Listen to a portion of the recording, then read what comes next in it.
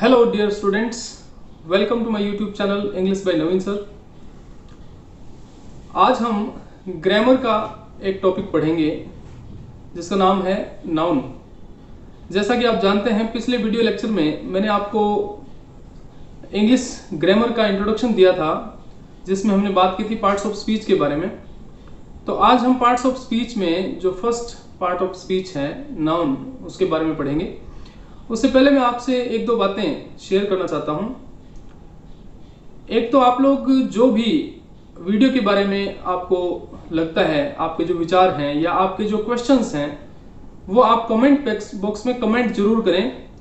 सिर्फ आप लिखते हैं वीडियो आपको बहुत अच्छा लगा, ये अच्छी बात है, लेकिन आप वीडियो से रिलेटेड कुछ बातें और भी शेयर करें जिससे मैं वीडियो को और बेहतर बना सकूं।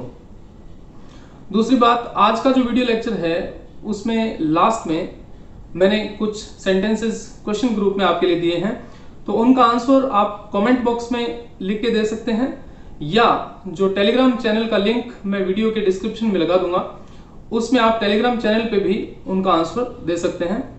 एक बात और आपको मैं बताना चाहूंगा कि हम बहुत ही बेसिक लेवल से शुरुआत कर रहे हैं, वहां से धीरे धीरे हम आगे बढ़ेंगे और मैं आपको बेसिक से लेकर के एडवांस लेवल तक की ग्रामर जो है वो पढ़ाऊंगा। कॉम्पिटिटिव एग्जाम में जिस तरह के क्वेश्चन पूछे जाते हैं, चाहे वो एसएससी हो, बैंकिंग हो या जो रीट का एग्जाम हो या किसी भी लेवल का एग्जाम हो, उससे रिलेटेड क्वेश्चंस और ग्रामर जो है वो मैं आपको पढ़ाऊंगा। तो आइए हम शुरू करते हैं आज का टॉपिक नाउन। सो स्टूडेंट्स, जो पार्ट्स ऑफ स्पीच हैं जिनके बारे में पिछली वीडियो में मैंने आपको बताया था, उनको दो भागों में बांटा जाता है, क्लोज क्लास वर्ड्स और ओपन क्लास वर्ड्स। जो ओपन क्लास वर्ड्स हैं उनमें है नाउन, वर्ब, एडजेक्टिव और एडवर्ब।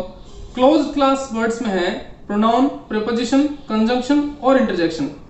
ओपन क्लास वर्ड, जैसा कि नाम से पता लगता है, ओपन यानी जो खुली क्लास है जिसमें नए शब्द आ सकते हैं, और क्लोज क्लास का मतलब है जिसमें नए शब्द नहीं आ सकते हैं। जैसे उदाहरण के लिए नाउन जो है वो जैसे जैसे समय बीतता जाता है नए नए शब्द बनते जाते हैं और नाउन भी नए बनते जाते हैं। जैसे कंप्यूटर आए तो नया शब्द बन गया कंप्यूटर, उसके बाद नया शब्द बना इंटरनेट, उसके बाद बना इथरनेट, तो सेल फोन। अब जैसे नए शब्द आते जाते हैं तो ये जो ओपन क्लास वर्ड्स हैं इनकी संख्या बढ़ती जाती है, और जो क्लोज क्लास वर्ड्स हैं इनकी संख्या उतनी ही रहती है। तो अब आप समझ गए होंगे ओपन क्लास वर्ड्स क्या है और क्लोज क्लास वर्ड्स क्या है।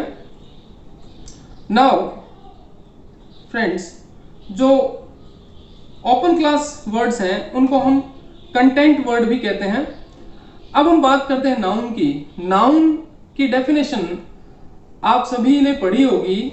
संज्ञा, किसी व्यक्ति, वस्तु, स्थान के नाम को संज्ञा कहते हैं, लेकिन मेरी जो डेफिनेशन है वो थोड़ी अलग है। एनीथिंग क्रिएटेड बाय गॉड और by human being is a noun.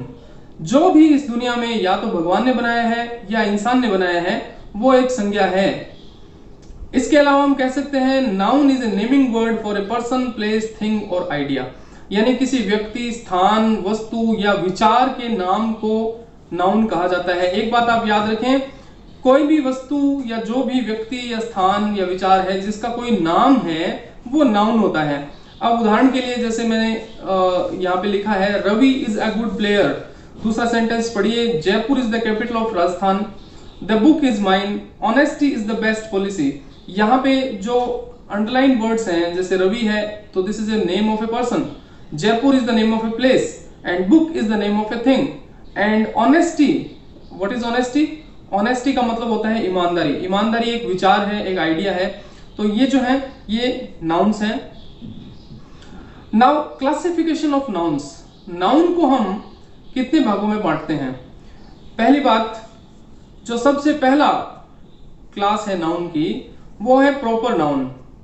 Proper noun is a name of a particular person और प्लेस। जैसे किसी व्यक्ति या स्थान का जो नाम है, जैसे हम सरदार शहर में रहते हैं, राजस्थान में रहते हैं, इंडिया में रहते हैं, तो ये जो नाम है सरदार शहर, राजस्थान, इंडिया, या मेरा नाम नवीन है, आपका क्या नाम है, किसी दूसरे व्यक्ति का क्या नाम है, तो ये सारे के सारे जो हैं ये प्रॉपर नाउन होते हैं। उसके बाद दूसरा है common noun. A word that refers to a class of person और things is called common noun. अब देखिए कॉमन यानी जो सब चीजों में कॉमन हो, जातिवाचक संज्ञा इसे कहते हैं।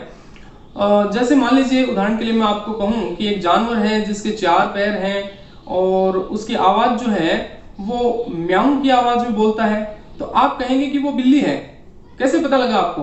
क्योंकि ये जो फीचर्स हैं कि उसके 4 पैर हैं, एक पूंछ है और उसकी आवाज ऐसी है, ये सब में कॉमन है, सारी बिल्लियां ऐसे ही बोलती हैं। तो अब आप समझ गए होंगे कि कॉमन नाउन का मतलब है एक ऐसी संज्ञा जिसमें जो गुण हैं वो सारी जाति पे लागू होते हैं या एक पूरे वर्ग पे लागू होते हैं, उसे हम क्या कहते हैं? Common noun. Next is collective noun. Collective noun का मतलब है जो किसी ग्रुप को रेफर करता हो, यानी कलेक्शन ऑफ पर्सन और थिंग्स, लोगों का या वस्तुओं का समूह। इसके बाद जो नेक्स्ट हमारा नाउन है वो है मटीरियल नाउन। मटीरियल नाउन का मतलब है कोई भी ऐसी मटीरियल, कोई ऐसा पदार्थ जिसकी मदद से हम कोई दूसरी चीज बना सकते हैं। इसके उदाहरण हैं गोल्ड। जैसे गोल्ड है तो गोल्ड से हम ऑर्नामेंट्स बनाते हैं, आयरन है, सिल्वर है, वाटर है, ऑयल है, ऑक्सीजन है, नाइट्रोजन है, और जैसे कॉटन है। तो ये सारी जो चीजें हैं इनको हम प्रोसेस करके और इनसे नई चीजें बना सकते हैं। नेक्स्ट जो नाउन है वो है एब्स्ट्रैक्ट नाउन। एब्स्ट्रैक्ट शब्द का अर्थ होता है अमूर्त, यानी जिसे हम देख नहीं सकते, छू नहीं सकते, जिसे हम सिर्फ महसूस कर सकते हैं। इसके एग्जाम्पल हैं honesty, wisdom, freedom, liberty, knowledge, education, experience, slavery, bravery, discipline. अब जैसे मैं ये कहूं कि मेरे पास बहुत सारा और पैसा है, मेरे पास बहुत सारे कपड़े हैं, मेरे पास बहुत सारे जूते हैं, जो भी चीज मैं कहूं जिसे हम देख सकते हैं, छू सकते हैं। लेकिन मैं ये कहूं मेरे पास बहुत सारा एक्सपीरियंस है, तो क्या उसे हम देख सकते हैं, छू सकते हैं? नहीं, उसे हम महसूस कर सकते हैं, तो उसे हम कहते हैं abstract noun. Now according to number, यानी जिसे हम हिंदी में कहते हैं वचन, उसके अनुसार नाउन 2 प्रकार के होते हैं, सिंगुलर नाउन और प्लूरल नाउन। जेंडर के अनुसार नाउन 4 प्रकार के होते हैं, मैस्कुलिन, फेमिनिन, कॉमन और न्यूट्रल नाउन। मैस्कुलिन यानी जो पुरुष के बारे में बताता है, बॉय, फादर, सन, ब्रदर। फेमिनिन जो स्त्री या फीमेल के बारे में बताता है, girl, mother, sister, daughter, wife, queen, lady, women. Common noun, common gender जो है वो मेल और फीमेल दोनों के लिए काम में आता है, यानी जिस शब्द से हमें पता नहीं चलता कि वो मेल है या फीमेल है। जैसे टीचर, तो टीचर तो कोई भी हो सकता है, मेल भी हो सकता है, फीमेल भी हो सकता है। डॉक्टर, डांसर, सिंगर, प्रोफेसर, ये सारे जो वर्ड्स हैं ये कॉमन जेंडर में आते हैं। फिर है न्यूट्रल जेंडर। न्यूट्रल का मतलब है जो न तो मेल है न फीमेल है। जैसे book, table, chair, room, building, bike, ये सारे न तो मेल है न फीमेल हैं। हालांकि हिंदी में इन्हें हम मेल और फीमेल मानते हैं, लेकिन इंग्लिश में ये मेल या फीमेल नहीं होते हैं। जैसे हिंदी में हम कहते हैं किताब पढ़ी है और रजिस्टर पढ़ा है, लेकिन अंग्रेजी में बुक के लिए, नोटबुक के लिए, रजिस्टर के लिए कोई जेंडर निर्धारित नहीं किया गया है, तो इन्हें न्यूट्रल जेंडर माना जाता है। नाउ स्टूडेंट्स, जो मॉडर्न ग्रामर है उसके अनुसार नाउन को सिर्फ 2 भागों में बांटा जाता है। एक है काउंटेबल नाउन और दूसरा है अनकाउंटेबल नाउन। काउंटेबल जैसा शब्द से हमें पता लगता है, जिसे हम गिन सकते हैं, और अनकाउंटेबल जिसे हम नहीं गिन सकते हैं। इनकी पहचान ये है, काउंटेबल नाउन के साथ हम ए, एन और 1, 2, 3 ऐसे शब्दों का प्रयोग कर सकते हैं, और कॉमन नाउन और कलेक्टिव नाउन जो हैं वो जनरली काउंटेबल होते हैं। अनकाउंटेबल नाउन के साथ हम ए, एन, 1, 2, 3 इनका प्रयोग नहीं कर सकते। प्रॉपर नाउन, मटेरियल नाउन और एब्स्ट्रैक्ट नाउन अनकाउंटेबल होते हैं। अनकाउंटेबल नाउन थोड़े समझने में और इनको ध्यान से समझना होगा अपने को। अनकाउंटेबल नाउन में क्या क्या आता है, देखिए सबसे पहले है एनीथिंग परसीव्ड एज ए मास। मास का मतलब जैसे समूह या लंप के रूप में किसी चीज को हम लेते हैं, वो अनकाउंटेबल होती है। जैसे हेयर को हेयर्स नहीं कहते हैं, इनको काउंटेबल नहीं मान सकते अपन, हेयर अनकाउंटेबल है। ग्रास है, फर्नीचर है, इक्विपमेंट है, कोई भी चीज जिसे हम एक समूह के रूप में ही लेते हैं वो काउंटेबल नहीं होती है, अनकाउंटेबल होती है इंग्लिश में। मटेरियल नाउन जैसे कॉटन, रबर, प्लास्टिक, सॉइल, ये सब भी अनकाउंटेबल होते हैं। लिक्विड और गैसेज जैसे वाटर, एयर, सॉइल, ऑक्सीजन, ये भी अनकाउंटेबल है। Types of food, rice, bread, meat, beef, ये भी अनकाउंटेबल है। टाइप्स ऑफ मील, मील का मतलब भोजन, जैसे ब्रेकफास्ट है, लंच है, डिनर है, ब्रंच है। फिर जैसे कुछ कंसेप्ट्स हैं, जैसे नॉलेज है, एनर्जी है, टाइम है, ये अवधारणाएं हैं, ये भी अनकाउंटेबल हैं। एक्टिविटीज जैसे शॉपिंग, ट्रेनिंग, रीडिंग, पेंटिंग, ये भी अनकाउंटेबल है।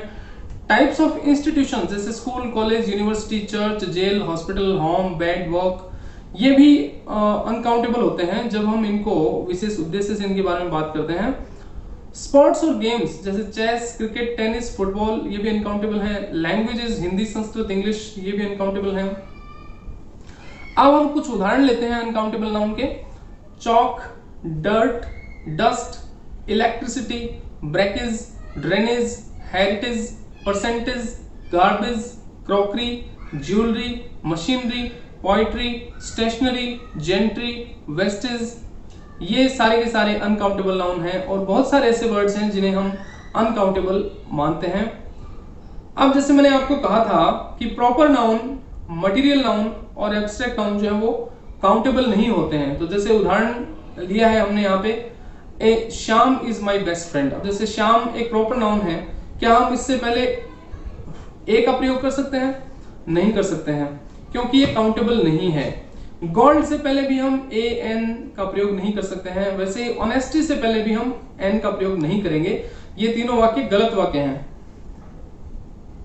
अब कुछ ऐसे स्थान होते हैं जहां पे हमें इन्हें काउंटेबल बनाना पड़ता है। जो अनकाउंटेबल नाउन है उनको काउंटेबल कैसे बनाते हैं, इसका तरीका क्या है?